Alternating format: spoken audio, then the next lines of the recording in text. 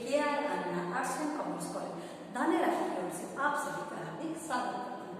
BA semester 3 प्रथम गौण Hindi paper 4 यानी CE 304 उसमें मित्रों आपकी जो 7 से 6 एकांकियां हैं जो पुस्तक आपका उसमें से आपकी अभ्यास में 6 एकांकी 5 एकांकी हम पूर्ण कर चुके हैं।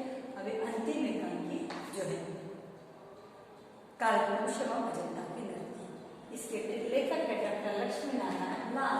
उनका परिचय हमने आगे के वीडियो में प्राप्त कर लिया है। अब मित्रों हम ये एकांकी पढ़ेंगे। जैसे पहले ही बात हुई है कि एकांकी में मात्र एक ही अंक होता है पर दृश्य अधिक होते हैं। इस एकांकी में वैसे 2 दृश्य हैं।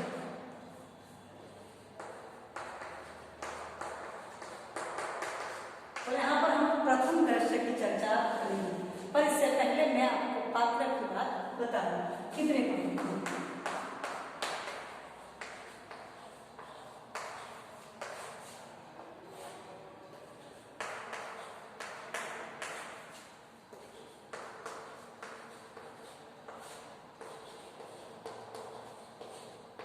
देखो मित्रों, अनूप जो अकाउंट ऑफिसर है,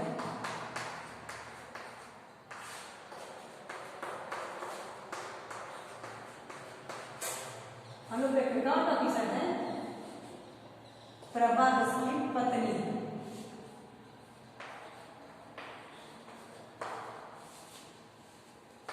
चंदू इस घर का नौकर,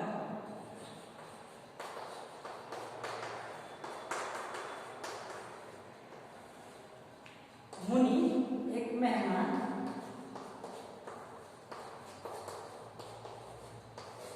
मेहमान और अनूप का दोस्त। मित्रों ये 4 ही पात्रों में पूरी एकांकी घटित है। अनूप जो इस एकांकी का नायक भी है और प्रभा है जो नायिका है।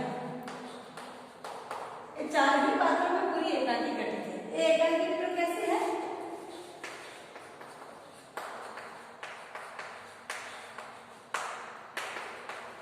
एक मनोवैज्ञानिक एकांकी। जिस प्रकार आपने विष्णु प्रभाकर की माँ एकांकी पढ़ी थी, ठीक वैसे ही वहां पर मनुष्य वहां पर अनूप है। तो मित्रों देखो इस एकांकी में ये 4 पात्र, और जब एकांकी आरंभ होती है सबसे पहले लेखक में स्थान होता है कि समय है दोपहर के 2 बजे। कौन सा समय है? दोपहर के 2 बजे।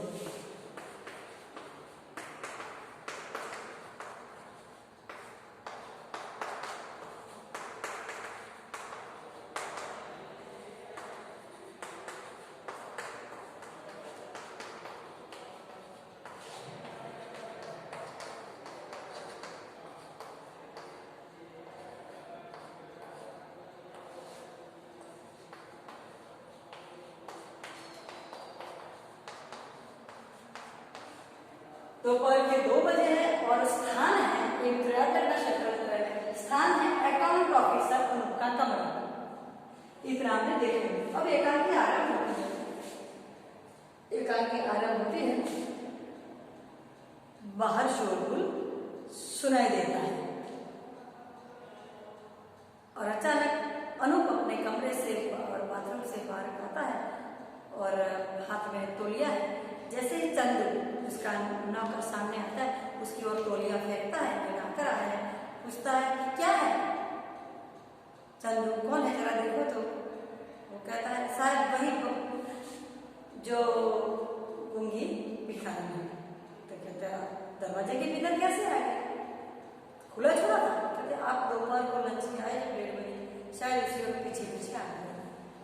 भगा दो, भगा दो, किन्हें नहीं रुको, उसको पूछो क्या चाहिए, कितने पैसे चाहिए और देकर बोलो कि अब कभी नहीं आए। तो कहता है हाँ। फिर जाकर उसको इशारे से पूछता है कितने चाहिए? 4, 8, 5, 10। वो 4 बताती है और तो कहता हाँ लो। अनूप देता है उसे, दे दो और कहना फिर कभी यहाँ पर मत आना। ऐसा कहकर देकर कहते यहाँ पर मत आना। फिर इतने में चंदू से अनूप पूछता है कि बहूजी कब तक आएगी? बहूजी यानी कि प्रभा जो उसकी पत्नी है। तो कहती है हाँ अब साहब आती ही होगी। इतना बोलते हैं, इतने में दरवाजे से प्रभा का प्रवेश। किलो देखो आ गए। प्रभा आने के बाद तुरंत कहती है टॉफी में लेकर आई हूँ और हाथ में बड़ा सा चित्र का पैकेट है। तो कहता है क्या है? तुम बुझो क्या बीजूंगा नहीं, तुम बता दो कहाँ गई थी? अठवाला ऐसे सिविल रोड। कहते बताऊंगी नहीं। फिर कहते ये सब छोड़ो, मैं तुम्हारे लिए टॉफी लाई। तो कि हाँ अजंता की नर्तकी तो तुम ऐसा करो अजंता की उस नर्तकी की मुद्रा में मेरे मुंह में डालो। तो कहता हाँ आपको भी वो राजा की तरह खड़े रहना होगा। ऐसा कहकर दोनों पति पत्नी हंसते हुए वो जैसे डालने जाते हैं, इससे पहले अनूप कहता है तुम वैसे मुद्रा बना दो और वो भी ऐसा खड़ा रह जाता। प्रभा जैसे नृत्य की मुद्रा करके अनूप के मुंह में टॉफी डालने वाली होती है, इतने में नौकर चंदू कॉफी लेकर आता है। उनको इस प्रकार से अपने सेठ शिकानी को देखकर उसके मुंह से जीभ बाहर निकल जाती है। प्रभा क्रोधित होती है, अरे क्या कर रहे हैं? बेशर्म कि बेशर्मी नहीं, कॉफी है कॉफी, हाँ जाओ लेकर। फिर वो वापस लेकर चला जाता है। इतने में चित्र के लेकर बातचीत होती है कि क्या है मुझे कि बताओ तुम कि नहीं बताऊंगा। वो कहते नहीं बताऊंगी नहीं, तुम बताओ कि क्या है? वही है जो तुमने मुझे दिया। कौन सा? कि वही चित्र। तो क्या मेरी माँ की तस्वीर तुम्हें कहाँ से मिली? घर में से ही मिली। जब एक दिन बताओ सच, तुम्हारे कपड़े में धूप में सुखा रही थी तब मुझे मिल गई। खुश होती है और बताती है वही तो हमारे कमरे में लगाऊंगी।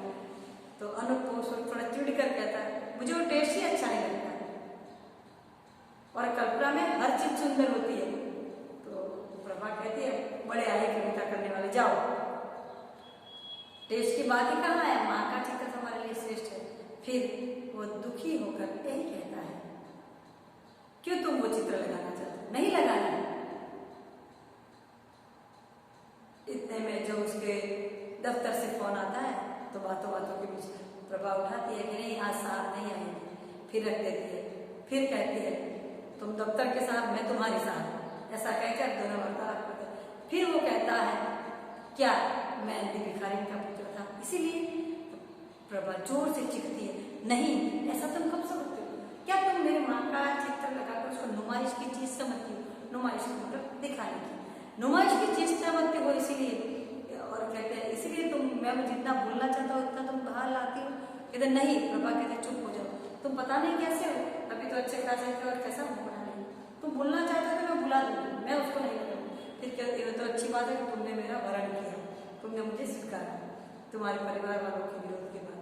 फिर वो कहते ये सब बातें छोड़ो, तुम्हारी माँ की नहीं मैं भी तुम्हारी हो गई। मेरा संपूर्ण अस्तित्व तुम्हारा में लय हो गया है। तुम्हारा वो है वही मेरा है, मेरा कोई अपना व्यक्तित्व नहीं है। अब ये सब बातें छोड़ो। फिर बातें करते करते कहते हैं कि हाँ राजा की तरह जो दोनों पति पत्नी कभी अजंता की गुफा में जो है घूमने गए होगे तब देखा होगा। तो कहते हाँ तुम भी उस नर्तकी की तरह दिखती हो। तो ओ बात छोड़ो कि हाँ तुम भी वो राजा ही हो। तो पुरुष ही ऐसा क्यों कहते हो कि हाँ बताया था गाइड में हमने कि वह राजा कैसा था कि नर्तकी के जरा सी चूक पर उसको प्राणदंड देने के लिए तैयार हो गया था और नर्तकी ने कितनी विनती की थी फिर भी माना नहीं था। इसीलिए वो राजा भी अच्छा नहीं था नर्तकी।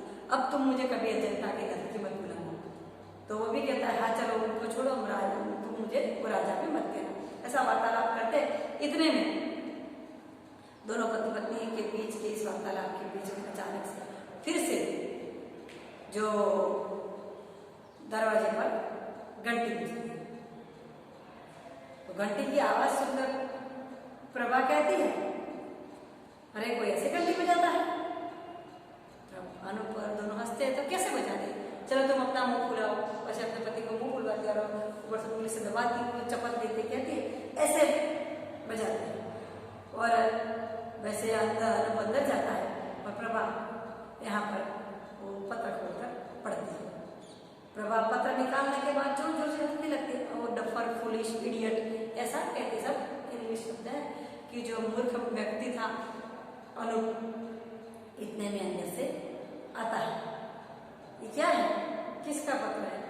तो कहते वो मैंने बात बताई थी ना कि जो मेरे साथ में जब मैं इंटरमीडिएट में पढ़ती थी, मेरे साथ पढ़ाने वाला था हजारीमल, उसी का पत्र। वो मुझे नुमाइश दिखाने में आने ले गया था, 3-4 दिन लखनऊ अपने बुआ के घर ले जाकर रखा था। और वो जोर जोर से हंसते हुए कहते पता नहीं कैसे कैसे लोग होते, कैसे कैसे लिखा है, कैसे करता है। फिर अनूप के चेहरे पे थोड़े से रंग बदल जाते हैं, कहते हैं क्यों, क्या लिखा है कि नहीं अब तुम ही पढ़ो, कि नहीं मैंने नहीं पढ़ना ही पड़ेगा, तो कैसे जबरदस्ती है तुम्हारे यहाँ। और तो फिर कहते हैं चलो मैं फाड़ दूंगी। ऐसा कहने के बाद उसको अच्छा नहीं लगता है प्रभा।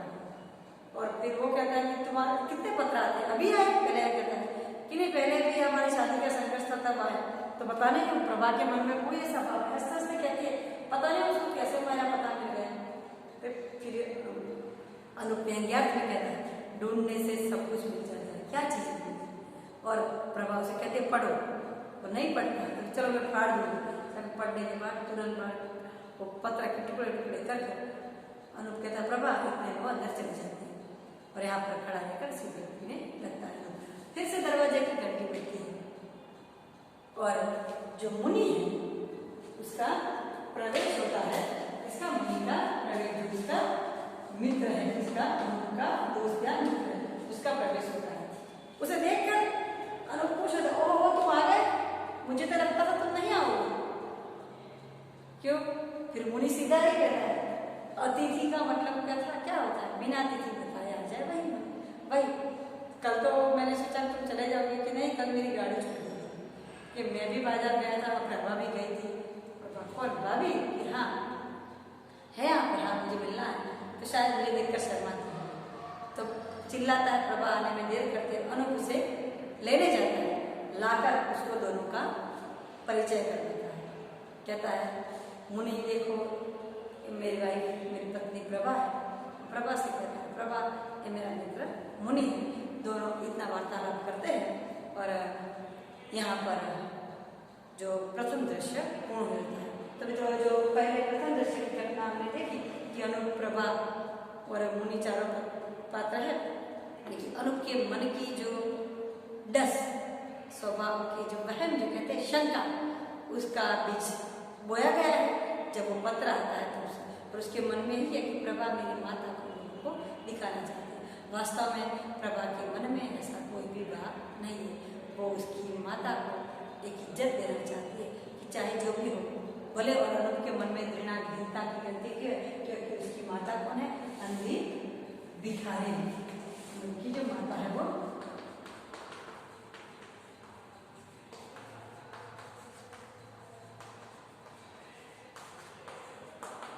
अनूप की मां भी भिखारी नहीं, वो उससे बचना चाहता है। जैसे जो मनीषी की माँ के मन में उसके लिए ऐसा था कि वो मुझे छोड़कर चली गई थी इसीलिए चारित्रहीन है, तो मन में जो धुनक थी, ठीक वैसे ही धुना की भावना अनूप के भीतर अपने माँ के लिए है। यहाँ पर प्रथम दृश्य पूर्ण होता है। मित्रों अब आगे के वीडियो में हम दूसरे दृश्य की चर्चा करेंगे दूसरे भाग में। तब तक के लिए धन्यवाद।